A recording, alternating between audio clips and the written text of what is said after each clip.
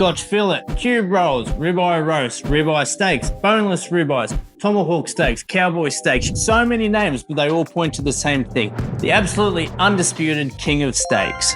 Here in Australia, we call the boneless version a Scotch Fillet or a cube roll. And let's be real, they're everywhere here. But let me ask you this. Have you ever bought one, taken it home, perfected the cook, perfected the seasoning, perfected the sear, perfected the rest, only to take a bite and wonder if you accidentally bought chuck steak instead because this is way tougher than you were expecting? I hear stories like that secretly. And honestly, you bought the wrong one. But don't worry, you're not alone. Most people don't realize that some Scotch fillets are way better than others. In fact, two steaks from the same cow can be completely different. Why, you may ask? Because of where it's cut from. And that's exactly what we're diving into today. By the time we're done, you're going to be avoiding the bad steaks like your ex and picking the best one every time. And at the end, we're going to run an experiment to see if tomahawks are actually worth your money or if they are just a giant rip-off. Let's get into it. What actually is a Scotch fillet? This big chunk of meat right here, this is a cube roll. And it comes from the back strap of the cow. Right here. Because this muscle doesn't do any heavy lifting, it stays nice and beautifully tender. Unlike something like a brisket or a chuck, which comes from the front here, which spends its entire life carrying a 600 kilo cow, wondering why it ended up with that fate. Not all Scotch fillets or ribeyes are created equal. This is where a lot of people go wrong. To understand, we need to look at the muscles that make up one of these.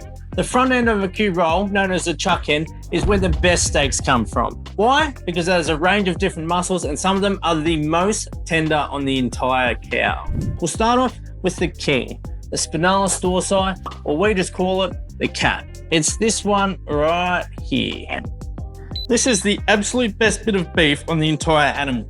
Buttery, packed with marbling, full of flavour. If steak had a VIP section, this would be it. The complexus. This little guy is technically part of the shoulder. Not bad, not great. And this one is the eye of the ribeye. The big round muscle in the middle. Tender, flavorful, reliable. Just like grandma's cooking. And then, let's look at the back end of the cube roll. The short loin end. This bit butts right up against the strip loin. This is where things start to go downhill. The cap is tiny or non-existent at all, so none of that buttery melt in your mouth muscle.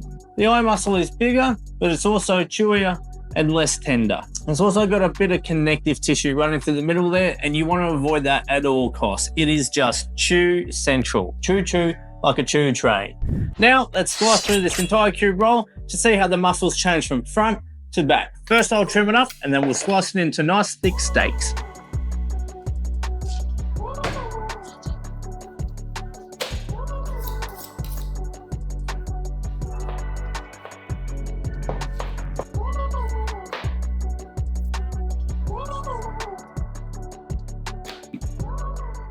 This is a chuck end up here with the really big cat muscle we run through, where the cat muscle gets smaller each steak as it tapers off, and the eye muscle gets bigger and bigger and bigger and bigger until we're left with something that looks almost like a sirloin.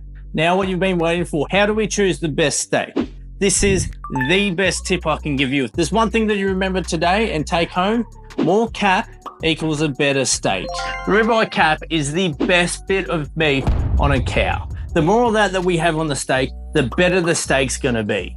If the cap's tiny or barely there at all, you're buying from the wrong end of the roll. So if we're looking at these from front to back, that's a better steak than that one. That one's better than that one. That one's better than that one. So on and so forth, till this one is the very best.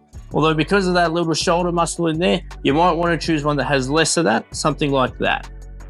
Other things to look for. Marbling. Marbling is the thin streaks of fat running through the middle of the meat. Fat is flavour, so the more marbling, the more flavour the steak's gonna have. When you cook a steak, this fat melts and it cooks and caramelizes in its own flavour, making it absolutely delicious. The ultimate example of this is something like a Wagyu or A5 beef, where the fat is so prominent that it tastes out of this world. You want to avoid thin steaks because they are much easier to overcook. 1 minute they're raw on the inside, the next minute they're cooked well done the whole way through. The fat color tells you whether the beef is fresh or if it's old. Good ribeye fat should be white and creamy or slightly yellow. This means that the cow is well fed and it is full and rich in flavor. If it looks dry or gray or dull, that means the steak's been sitting around for longer than your grandma's Christmas ham. Now, bone in versus boneless. Is it a scam? You've probably heard someone say, the bone adds flavor to your steak. Let me stop you right there. I don't think it does. The only thing I think the bone does is slow the cooking process when it's near the bone. Now here's where things get interesting. You're actually paying extra for that bone. And to prove it, I'm going to do a demonstration. This is a ribeye steak from my shop. I'm going to weigh it up with the bone in, and I'm going to weigh it up with the bone out to let you know how much bone is actually in there. So, bone in, it is 461 grams. I'm going to cut this as close to the bone as I possibly can, and then we're going to weigh it up again.